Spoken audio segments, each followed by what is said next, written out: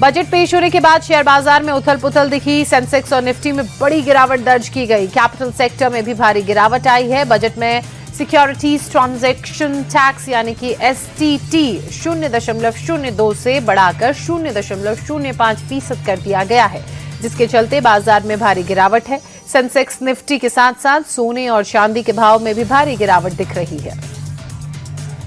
Budget 2026 में education to employment committee बनाने की घोषणा की गई है। इसका मकसद भारत की सर्विस सेक्टर को मजबूत करना, देश की वैश्विक स्तर पर नेतृत्व देने लायक उसे बनाना। ये कमेटी हाई डेवलपमेंट कैपेसिटी, रोजगार में बढ़ोतरी और एक्सपोर्ट वाले क्षेत्रों की पहचान करेगी, ताकि भारत को सर्विस सेक्टर में अहम भूमिका निभाने लायक बनाया जा सके।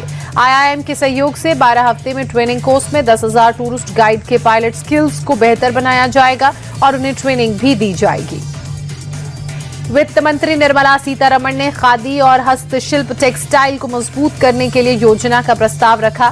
टेक्सटाइल श्रमिक प्रोत्साहन योजना और राष्ट्रीय हथकरघा और हस्तशिल्प कार्यक्रम की भी घोषणा की। चुनौतियों के आधार पर मेगा टेक्सटाइल पार्क बनाने का प्रस्ताव रखा गया। महात्मा गांधी ग्राम स्वराज पहले भी लॉन्च की जाएगी।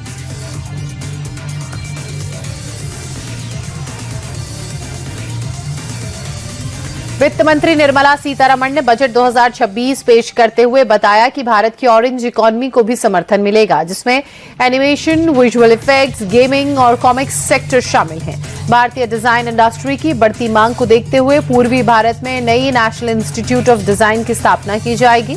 इसे चैलेंज रूट के जरिए डिजाइन शिक्षा और विकास को मजबूत करने के लिए किया जाएगा।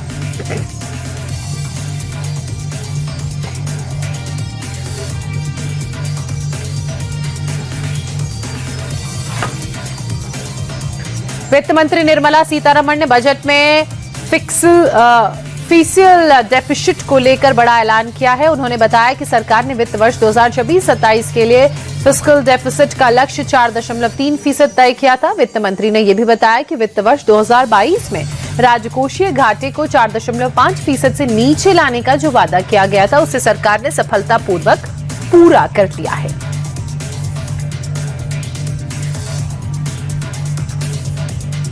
सरकार पारंपरिक चिकित्सा में रिसर्च, प्रशिक्षण और जागरूकता को मजबूत करने के लिए नए प्रयास करेगी। पशुपालन क्षेत्र में शिक्षा और सेवाओं को बढ़ाने के लिए भी सरकार कदम उठा रही है।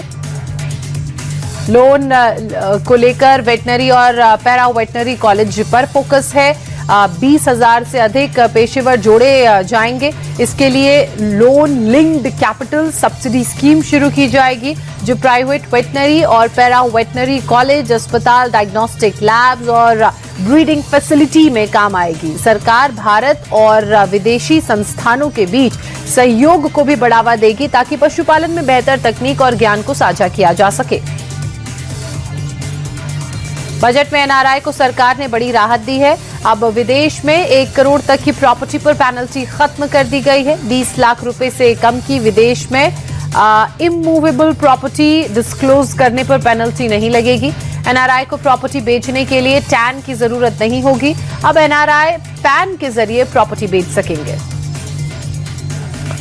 बजट में भारत में बनने वाली कई चीजों पर कस्टम ड्यूटी घटाने का भी ऐलान किया गया है, जिससे भारत में खास तौर पर लेदर और टेक्सटाइल भी अब ड्यूटी फ्री होगा या इन पर काफी कम कस्टम ड्यूटी लगेगी। खास बात यह है कि डिफेंस सेक्टर में कस्टम ड्यूटी पर छूट दी जाएगी, जिससे भारत में बनने वाले डिफेंस के इक्विपमेंट्स भी सस्ते हो जाएंगे।